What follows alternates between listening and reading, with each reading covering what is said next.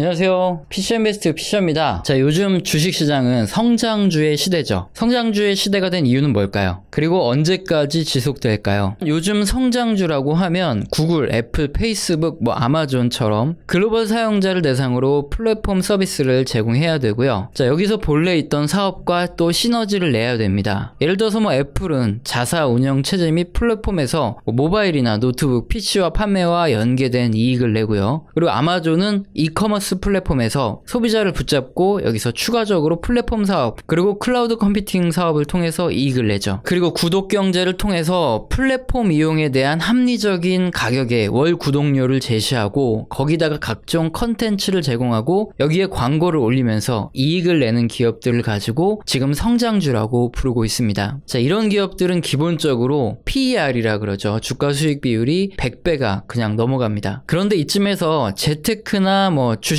이런 것들을 전혀 모르시는 분들의 경우에는 자, 여기까지 설명을 들으시면 좀 어려울 수 있기 때문에 여기서부터는 좀 쉽게 설명을 드리도록 하겠습니다. 먼저 우리가 좋아하는 성장주 아마존의 예를 들어볼까요? 그림은 아마존의 주식 관련 비율이고요. 주가 수익 비율이라는 게 딱 보이죠? 주가 수익 비율은 우리가 모두 알고 있는 PER입니다. 현재 주가가 주당 순이익 대비 몇 배나 더 비싸게 거래되는지 이것을 알 수 있는 그 주식 관련 지표고요. 자, 이것도 좀 어려우실 수 있기 때문에 자, 예를 들어서 피셔인베스트라는 주식회사가 있다고 할게요. 지난해 그러니까 2019년이죠. 1년간 매 분기마다 25억씩 순이익을 냈습니다. 그러면 1년간 총이익은 얼마죠? 100억이겠죠 당연히. 자, 그리고 주식을 총 100주 발행했다고 하면 주식당 순이익은 얼마일까요? 순이익 100억을 발행 주식수 100으로 나누면 되니까 주당 순이익은 1억이겠죠. 그런데 현재 피셔인베스트 주식이 한 주에 10억당 거래된다고 하면 주당 순이익 1억에 10배 거래되죠. 그럼 피셔인베스트의 PER은 10이 되는 겁니다.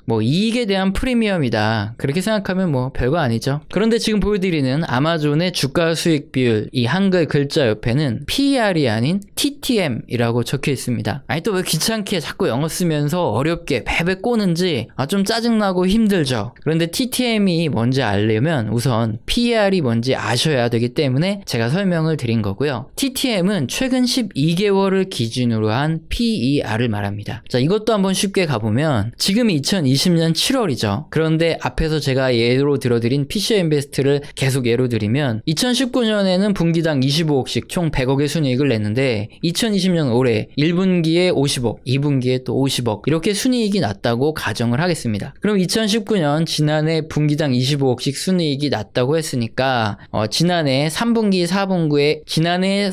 4분기에 각각 25억 그리고 올해 1분기, 2분기에 각각 50억 해서 최근 12개월을 기준으로 하면 피셔인베스트의 순이익은 150억이죠. 역시 100주를 발행했다고 말씀을 드렸으니까 주당 순이익은 1.5억이 되겠네요. 그리고 현재 한 주당 10억 원의 거래가 된다고 한다면 피셔인베스트의 펀은 10억 나누기 1.5 해서 약 6.67배 정도가 되는 겁니다.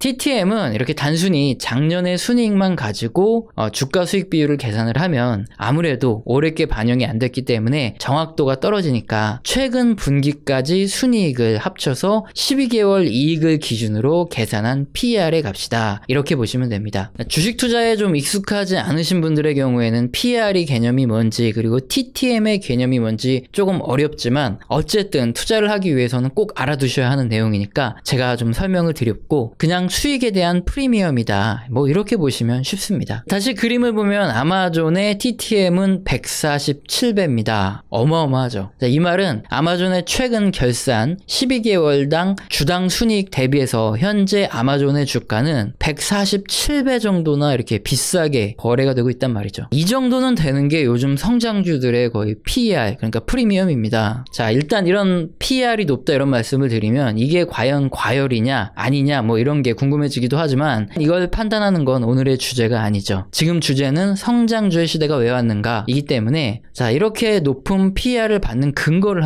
우리가 한번 추측해보는 시간을 갖도록 하겠습니다. 도대체 지금 사람들은 왜 아마존의 147배라는 이 엄청난 프리미엄을 주면서 아마존의 지분 그러니까 주식을 매입하려고 하는 것일까요? 불나방처럼 그냥 막 뛰어드는 걸 수도 있지만 가장 큰 이유는 시대적인 흐름으로 오프라인 마켓의 경쟁력은 점점 약해지고 있었고요. 온라인 마켓의 비중은 점점 커져가고 있었죠. 그러니까 집에서 편리하게 방문을 하지 않고 배달을 시키고 아니면 뭐 옷 같은 것도 그냥 보고 사고 뭐 이러는 뭐 직접 장을 보러 다니지 않고 그냥 온라인으로 배송을 시키는 자 이런 것들이 점점 대세가 돼가고 있었는데 이번 코로나로 인해서 언택트 시대가 도래하면서 온라인 마켓의 성장을 가속화시킨 거죠. 그러면서 더욱더 빠르게 직접 매장을 방문해서 뭐 가득 수레에 실어오는 이런 쇼핑보다는 온라인으로 집에서 간편하게 주문하고 배송받는 이런 쇼핑이 더 빠르게 증가하는 계기가 됐다. 자 그래서 주가가 더 빠르게 움직였다 이렇게 보면 됩니다. 이렇게 온라인상으로 뭐 상품을 판매하는 것을 이커머스라고 하는데 아마존의 경우에는 미국 내 이커머스 시장에서 과연 몇 퍼센트 점유율을 차지할까요? 지금 현재 기준으로 한 38% 정도의 시장 점유율을 차지하고 있습니다. 뭐 엄청나죠. 자 그리고 유통에서 이 정도 한순간 차지하고 있다 뭐 이러면 아무것도 아닙니다. 왜냐하면 경쟁사들이 뭐 더 치고 나올 수 있기 때문에 자 이런 정도 가지고는 뭐 일시에도 뒤바뀔 수 있다 이렇게 생각할 수 있지만 아마존의 경우엔 좀 다르죠. 자 일단 최근에 배송료에서 큰 혜택을 주는 아마존 프라임이라는 이 구독 서비스로 일단은 충성 고객을 늘려가고 있고요. 그리고 2일 배송에서 1일 배송을 시작을 하고 있죠. 자 여기에 자 배송 시스템에서 자 로봇들이 움직이면서 뭐 창고를 정리하고 이렇게 배송을 하기 때문에 굉장히 저렴한 그러니까 가격 경쟁력에서 이기기 힘든 이런 물류 서비스를 제공을 하고 있습니다. 여기에 또 앞으로 드론이라든가 로봇 등의 배송 등의 서비스를 뭐 전면적으로 교체하겠다 이렇게 하면서 준비를 하고 있기 때문에 앞으로 시장 점유율은 더 높아질 가능성이 있고 지금처럼 이렇게 과점적인 지위가 유지될 가능성은 굉장히 높죠. 자 그리고 우리가 또 좋아하는 게 과점입니다. 삼성전자가 D램에서 과점적인 이런 체제가 형성된 이후에 영업이익률이 굉장히 높았기 때문에 자 아마존 같은 경우에도 이렇게 유통업계에서 과점적인 지위를 누릴 경우 얻을 수 있는 이 이익 이게 또 앞으로 어느 정도 성장할지 이 성장성에 프리미엄을 더 많이 두고 있다. 그래서 PER이 높다 이렇게 보시면 됩니다. 자 지금 그림을 보시면 2011년에 23%에서 저 맨 밑에 있는 빨간 게 아마존의 시장 점유율인데 자 2021년 그러니까 뭐 최근에는 38%까지 이렇게 치고 올라오는 거 보이시죠? 점점 시장 점유율이 높아지고 앞으로 더 높아질 가능성이 높은 거죠. 그리고 이렇게 온라인으로 뭔가를 파는 이커머스 외에도 아마존 웹 서비스 AWS라고 혹시 들어보셨나요? 클라우딩 컴퓨터 사업인데요. 클라우딩 컴퓨터는 많이 들어보셨죠? 이게 서버를 가지고 있고 온라인상에서 모든 슈퍼컴퓨터가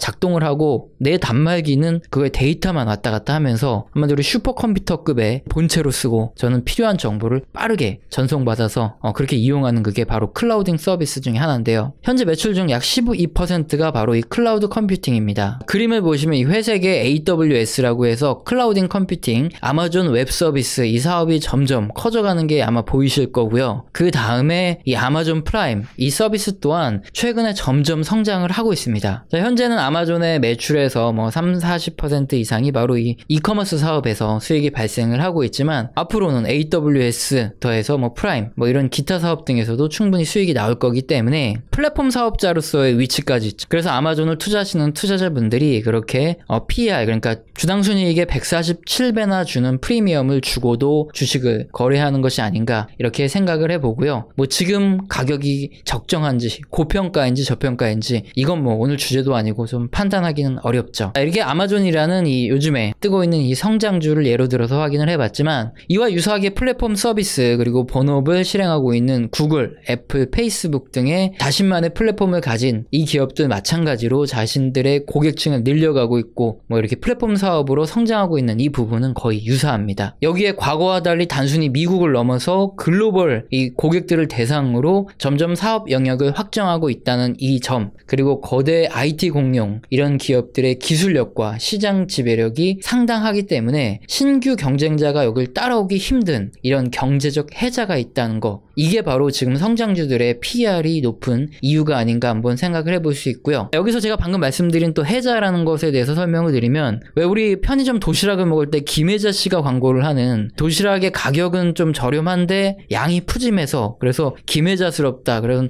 해자스럽다 이게 아니고요. 이 뭐 중세시대에 이 영주들의 성의 공격을 방어하기 위해서 성 주변에 이렇게 우물을 파놨죠. 자 그래서 경성전을 상당히 어렵게 만들던 이런 것들이 있는데 바로 이 우물을 갖다가 해자라 그럽니다. 경제적 해자라는 것은 기술력이든 아니면 뭐 자금력이든 경쟁 기업들이 치고 들어오기 힘들게 이렇게 만드는 능력이 있다, 이런 의미를 가지고 경제적 해자가 있다, 이렇게 말을 하고 있습니다. 자, 그리고 성장주가 지금 이렇게 부각을 받고 성장주의 시대가 된 두 번째 이유가 있습니다. 그럼 옛날에는 이런 성장주가 주가가 별로 높지 않고 주가가 굉장히 낮았냐, 이걸 한번 생각해 봐야 되는데 그렇진 않았습니다. 어느 시점에나 성장주의 주가는 굉장히 높았어요. 그런데 지금에야 이런 종목들, 이렇게 PER이 100이 넘어가는 이런 종목들이 성장주라는 대우를 받으면서 뭐 그래도 이 정도 주가가 유지된 이유가 있네, 뭐 이런 평가를 받지만, 예전에는 이런 종목들을 가지고 우리가 흔히 테마주 또는 투기주 이렇게 부르면서 논리적으로 이해할 수 없는 비정상적인 주식, 이렇게 평가를 그냥 내려버렸죠. 왜 그랬냐 하면요, 2010년까지만 해도 우리나라 경제 성장률, 그러니까 GDP 성장률을 보시면 굉장히 높았습니다. 연간 증가율을 보면 1980년대에는 연간 GDP 성장률이 한 15% 수준으로 엄청나게 크게 성장을 했고, 1990년대에도 연간 10%씩은 GDP가 성장을 했고요. 그리고 2010년까지도 약 7% 정도 연간 성장을 했죠. 만약에 연간 경제가 15%나 성장을 한다면 주가 수익 비율 또는 뭐 주가 자산 비율, 이런 것들이 낮은, 이렇게 저평가되었다 할 수 있는 이런 기업을 잘 찾아내는 것만으로도 괜찮은 수익을 낼 수 있는 시대가 됩니다. 왜냐하면 경제가 계속 성장을 하니까 주가도 결국엔 우상향을 한 거죠. 자, 이건 뭐 우리나라가 아닌 미국의 경제에서도 마찬가지였는데요. 미국의 경우에도 경제 성장률이 굉장히 높았던 이런 1930년대에는 저 PBR, 저 PER 뭐 이런 종목들을 잘 찾아내도 좋은 수익을 낼 수 있었어요. 그런데 그 다음에는 성장률이 조금씩 둔화됐고, 그러면서 그 다음에는 배당을 높게 주고 이렇게 배당을 매년 늘리는 이런 배당 성장 모델에 들어맞는 기업의 주가가 많이 올랐고요. 그리고 점차 미국의 경제 성장률도 계속 둔화되면서 이익 성장 모델, 그리고 뭐 투하자본 이익 모델처럼 이익이 증가하는, 그러니까 성장 스토리가 있는 종목들의 주식이 계속 움직이는 추세로 지금까지 변화해 왔습니다. 이 내용은 이전 영상에서 제가 좀 자주 다뤄드린 내용이라서 오늘은 간단히 좀 설명을 드린 거고요.